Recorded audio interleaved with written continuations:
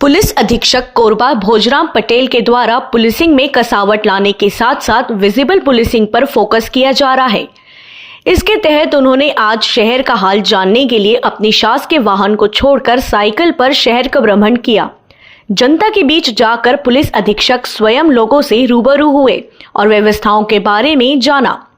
उन्होंने बुधवारी बाजार से घंटाघर मार्ग एवं वीआईपी रोड के यातायात व्यवस्था पर भी संज्ञान लिया और व्यवस्था दुरुस्त रखने के निर्देश यातायात डीएसपी शिवचरण परिहर को मौके से ही दिए।